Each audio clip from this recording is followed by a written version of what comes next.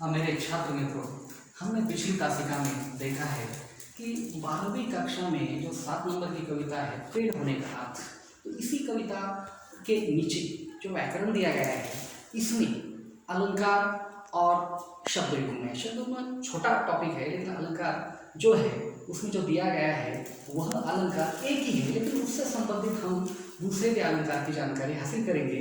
तो पेड़ होने का अर्थ इससे संबंधित पन्ना क्रमांक यानी 40 पर जो अलंकार दिया है यहाँ पर देखिए, उत्प्रेक्षा अलंकार दिया गया है।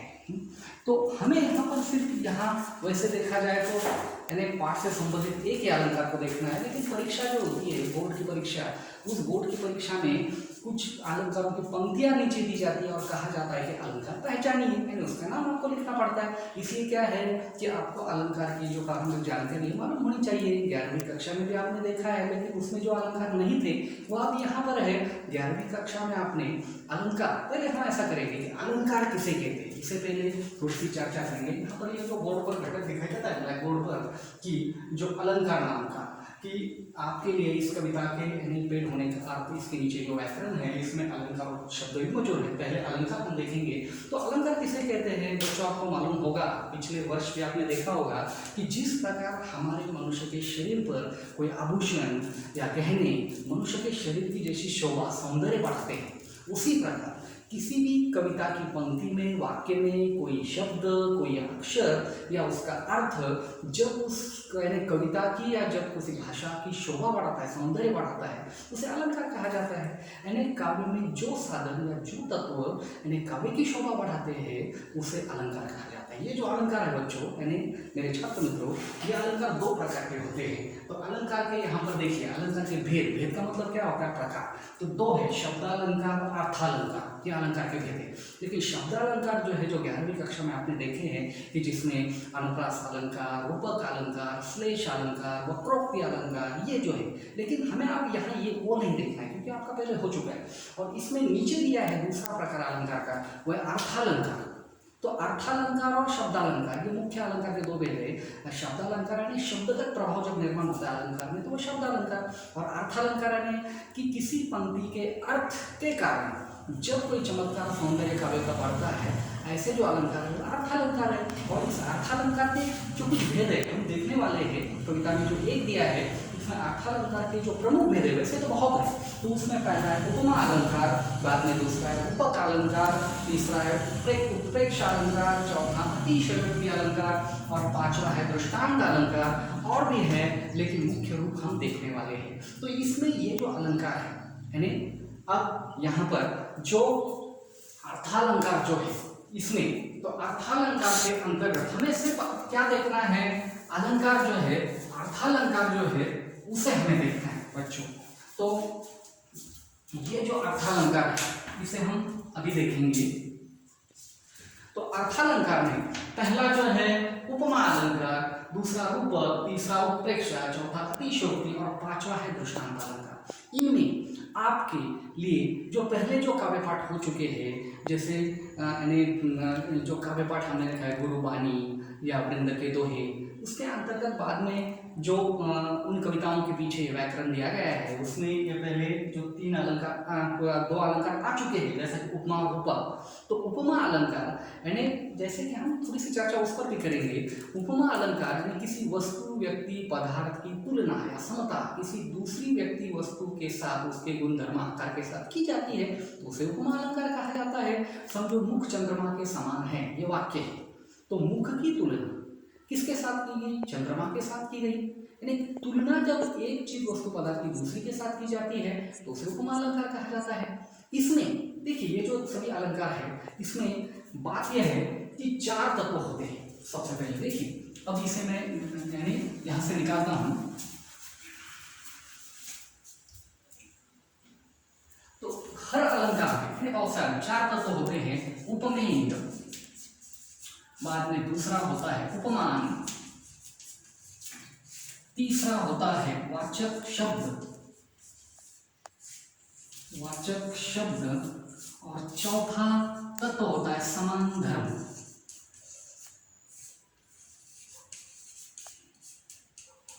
देखिए साहब, ये हर अलंकार में होता है। समझो उपमा अलंकार जो है, तो उपमा अलंकार में हमने जैसा देखा कि मुख चंद्रमा के समान है, तो मुख चंद्रमा के समान है। उपमेय का मतलब क्या है कि जिसकी तुलना की जाती है, जिस वस्तु पदार्थ की तुलना की जाती है, समता पर की जाती है, उसे उपमेय कहा जाता है। और यह दूसरा है उपमान। तो उपमान का मतलब क्या है अर्थ कि जिस वस्तु के साथ तुलना की जाती है उसे उपमेय कहा जाता है, जिसके साथ यानी तुलना की जाती है। बाद में तीसरा है वाचक शब्द। वाचक शब्द यानी उपमेय और उपमान, यानी जिसकी तुलना की जाती है उपमेय, जिसके साथ तुलना की जाती है उपमान। तो उपमेय और उपमान दोनों को जोड़ने वाला जो शब्द होता है उसे वाचक शब्द कहा जाता है। और बाकी बचा हुआ जो भाग होता है वाक्य में, अंतिम भाग जो होता है समान बात दिखाने वाला उद्देश्य, उसे समान धर्म कहते हैं। जैसे हमने अभी एक वाक्य देखा है कि मुख चंद्रमा के समान है, तो मुख की तुलना की गई, मुख उपमेय है। किसके साथ तुलना की गई? चंद्रमा के साथ, वो उपमान है। और बाद में यहाँ पर मुख चंद्रमा के समान है, यानी उपमेय और उपमान को जोड़ने वाला, यानी मुख और चंद्रमा को जोड़ने वाला के समान शब्द है वह वाचक शब्द है।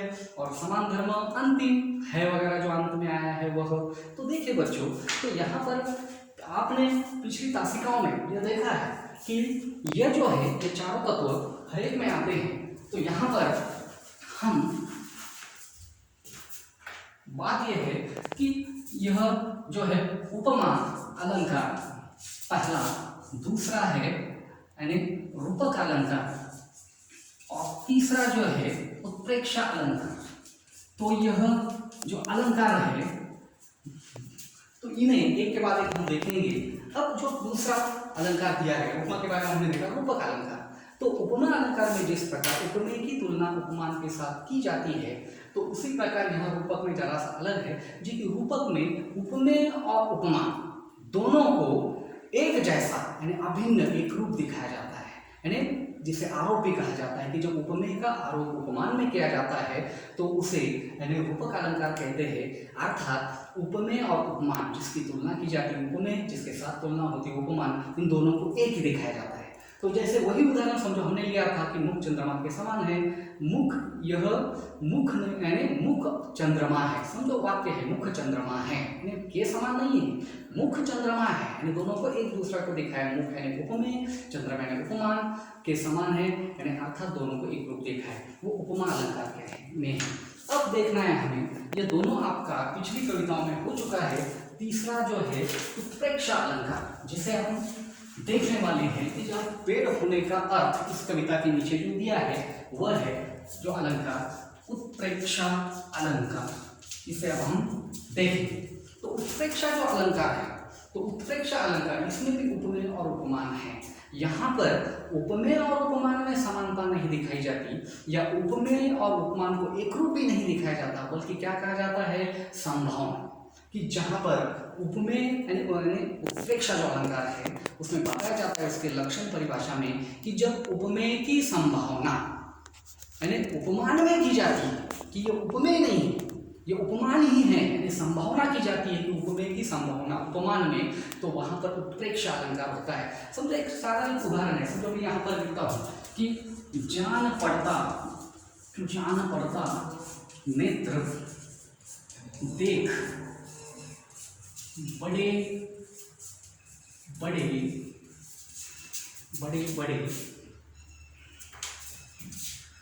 जैसे हीरकों में गोल नीलम है जड़े। देखिए बच्चों, ये उदाहरण उत्प्रेक्षा अलंकार। तो इसमें जान पड़ता नेत्र देख बड़े जैसे हीरकों में गोल नीलम है जड़े, यहाँ पर तुलना किसकी की गई है? नेत्र की गई, इसीलिए क्या है उपमेय है। और किसके साथ तुलना की गई है? यानी नीलम के साथ, यानी माणिक रत्न जो होता है, तो इसीलिए क्या है उपमान है। तो इनकी परिभाषा के अनुसार यानी उत्प्रेक्षा अलंकार की परिभाषा के अनुसार कि जब उपमेय की संभावना उपमान में की जाती है तो वहां पर उत्प्रेक्षा अलंकार होता है कि बड़े बड़े नेत्र देखकर, आंखें देखकर ऐसा लगता है कि आंखें नहीं बल्कि क्या है नीलम जैसा है, मानो वो नीलम ही है, मानो जन्म वगैरह शब्द आते हैं, उत्प्रेक्षा अलंकार है। तो इस प्रकार हमने अब ये जो तीन अलंकार देखे हैं, कोई भी अलंकार हो, वैसे अतिशयोक्ति भी आगे अलंकार है, जब बढ़ा चढ़ाकर वर्णन किया जाता है लोक सीमा का उल्लंघन करके, तो वहाँ अतिशयोक्ति अलंकार है, वो अभी नहीं है आपके लिए इस पाठ यानी इस कविता के नीचे। बाद में दृष्टांत अलंकार भी है कि जब किसी एक बात को स्पष्ट करने के लिए दूसरी बात का उदाहरण दिया जाता है तो वो दृष्टांत अलंकार होता है। परीक्षा में पूछा जाता है ऐसे कि समझो यहाँ पर पंक्ति पूछी गई, जान पड़ता नेत्र देखे बड़े बड़े, हिरकों में गोल नीलम है जड़े, और कहा जाएगा कि निम्नलिखित पंक्तियों में निहित अलंकार को पहचानिए। तो आपको क्या लिखना होगा, समझो ये पंक्ति है तो लिखना होगा प्रेक्षा अलंकार। तो देखो बच्चों, तो यहाँ जो कविता के नीचे यानी जो अलंकार है ये हमने देखा है। अब एक छोटा सा टॉपिक है कि हम यानी दूसरा जो है शब्द युग्म, इसे हम देखने वाले हैं। बिल्कुल छोटा टॉपिक है वो, शब्द युग्म। दूसरा यहाँ पर शब्द युग्म। तो बच्चों देखिए, शब्द युग्म इसे आप 5वीं कक्षा से लेकर 10वीं में पिछली कक्षाओं में आपने देखा है।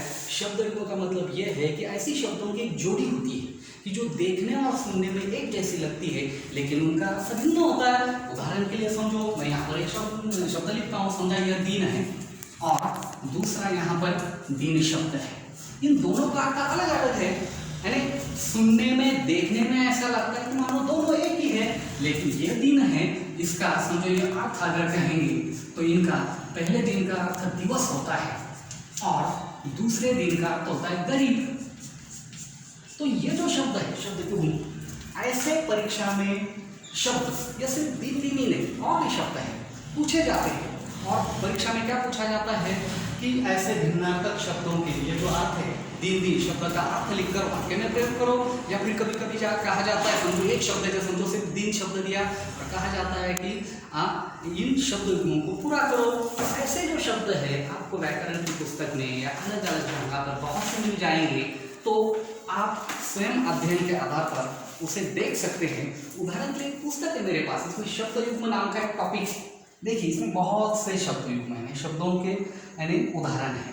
तो इस तरह आप अपनी पुस्तक जो है पाठ्य पुस्तक, जिसमें यहाँ पर इस पुस्तक के अंतर्गत देखिए पन्ना क्रमांक 39 पर जो दिया गया है एक सवाल दिया गया है यानी कृति पत्रिका के लिए कि निम्नलिखित भिन्नार्थक शब्दों का अर्थपूर्ण वाक्य में प्रयोग कीजिए। निम्नलिखित भिन्नार्थक शब्दों का अर्थपूर्ण वाक्यों में प्रयोग कीजिए।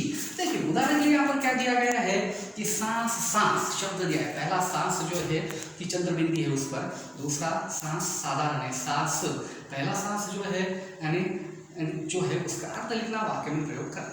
तो इस तरह आप देखें